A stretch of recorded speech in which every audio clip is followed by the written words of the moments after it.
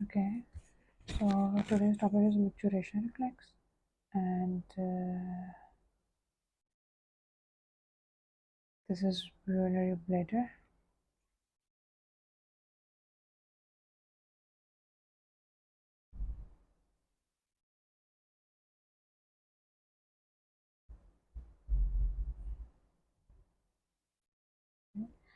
So ureters, right ureter and left ureter. This is the body of the urinary bladder, the detrusor muscle, the area between two ureter and hairs, and this is the urethra. The area between two ureter and a urethra is trigone.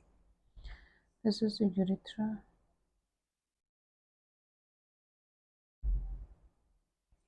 Internal sphincters,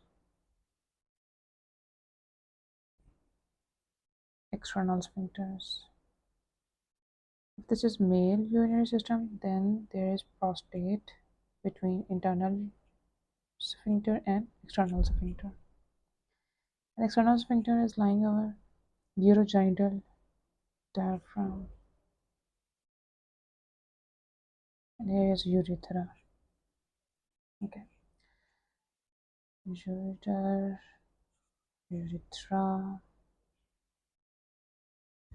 internal sphincter, external sphincter, prostate. Okay, so this is the body of the bladder.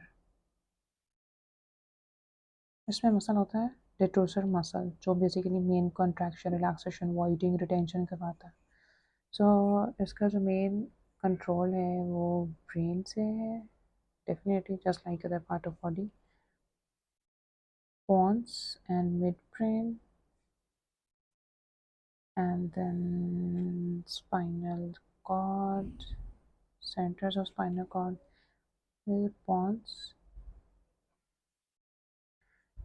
midbrain,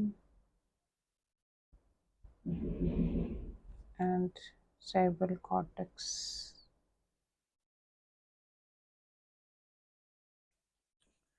This is cervical area, thoracic area, lumbar area, and sacral area. The main spinal cord level that involved in the urination, retention, or voiding is sacral area, and somehow lumbar and thoracic area.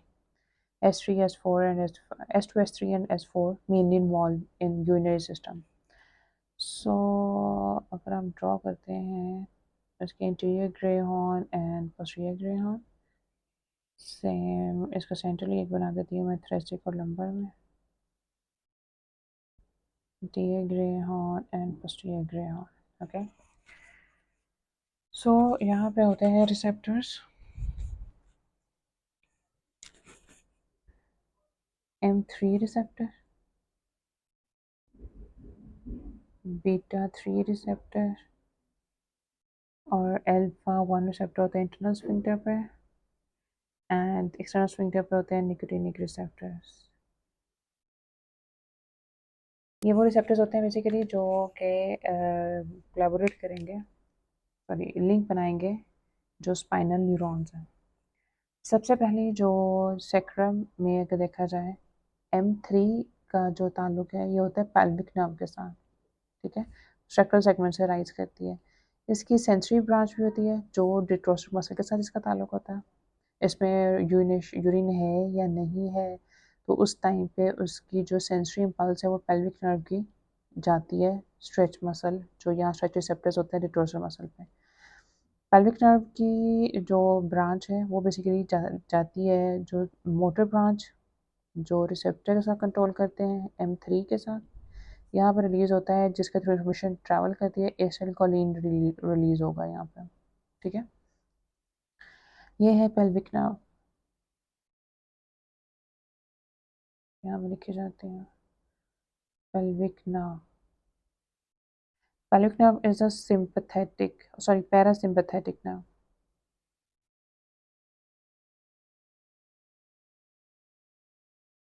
Fine.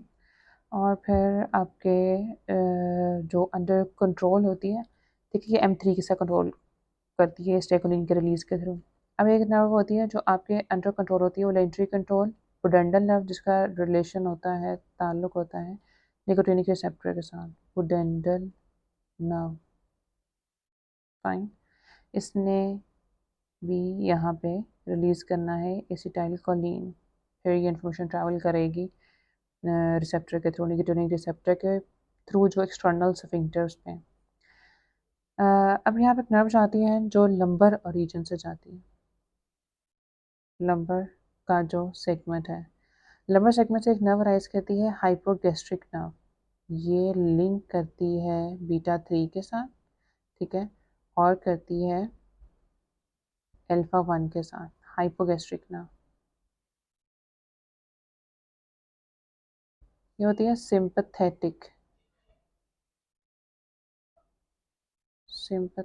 Nerve. Okay, सो ये main linkages हैं जो spinal cord के। अब जो पोंटाइन centres होते हैं, these are the micturition centre,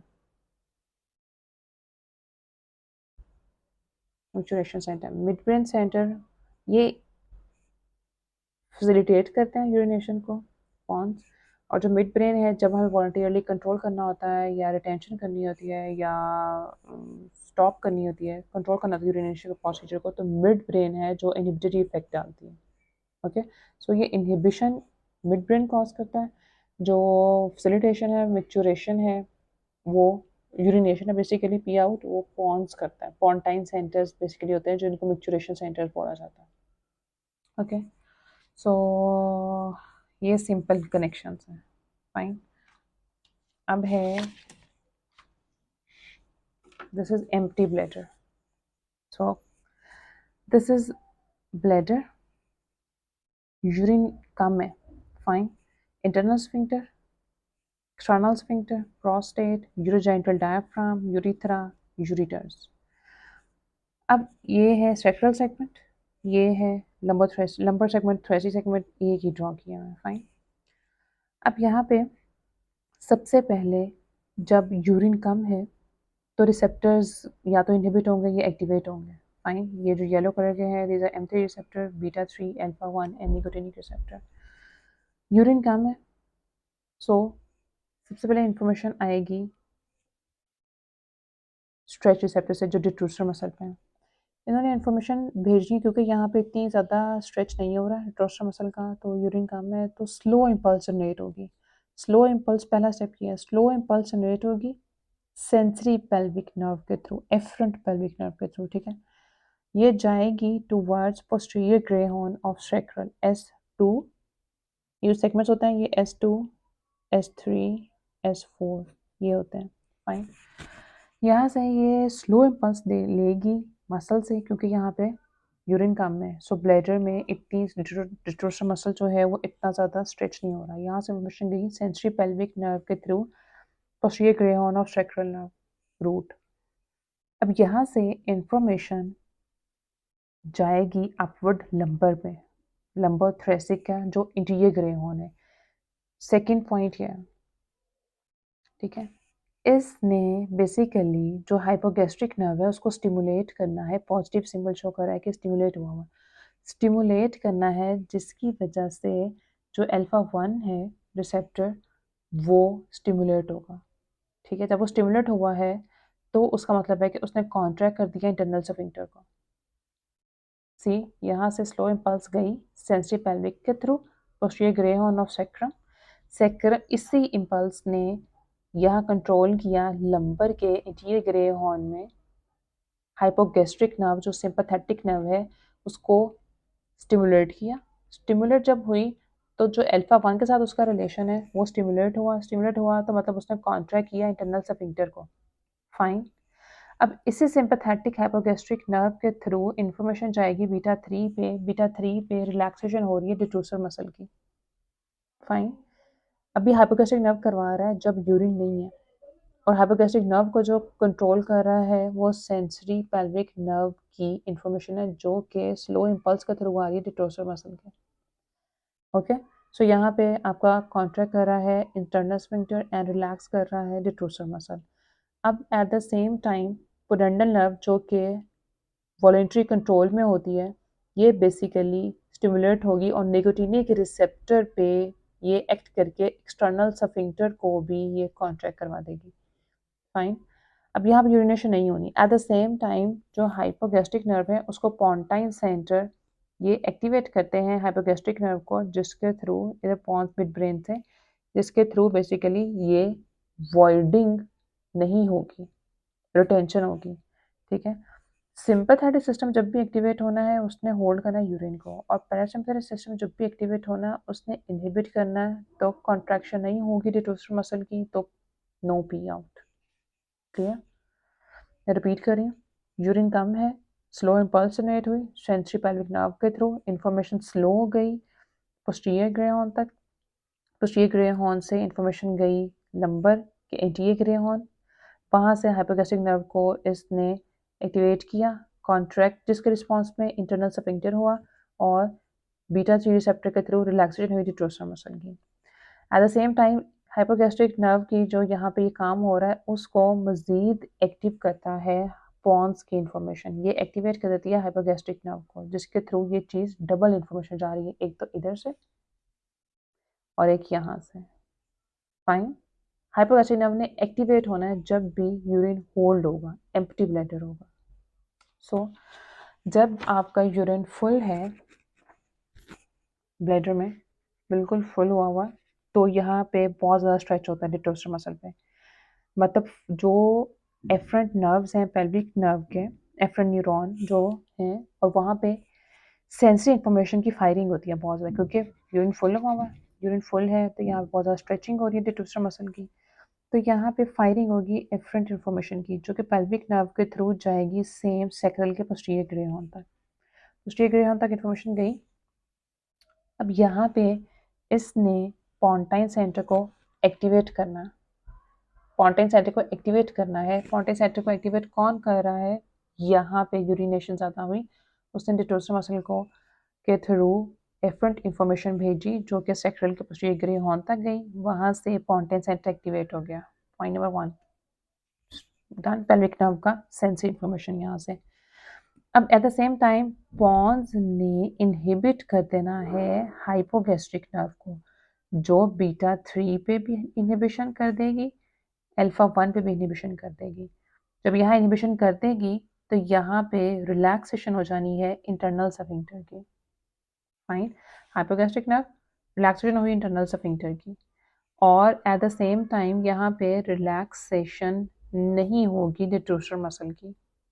मतलब जब फायरिंग हुई सेंसरी इन्फॉर्मेशन की ज़्यादा यूरिन से, पेल्विक नर्व ने सेंसरी इन्फॉर्मेशन भेजी पोस्टीरियर ग्रे हॉर्न तक, वहाँ से इन्फॉर्मेशन गई पॉन्स तक, उसने पॉन्स को एक्टिवेट कर दिया। जब एक्टिवेट किया उसने इनहिबिशन कॉज की हाइपोगैस्ट्रिक नर्व की, जिसकी वजह से यहाँ बीटा 3 इनहिबिट हो जाएगा। जब बीटा 3 इनहिबिट हो जाएगा तो इसने कर देनी है कॉन्ट्रैक्शन ऑफ डिटोस्टर मसल।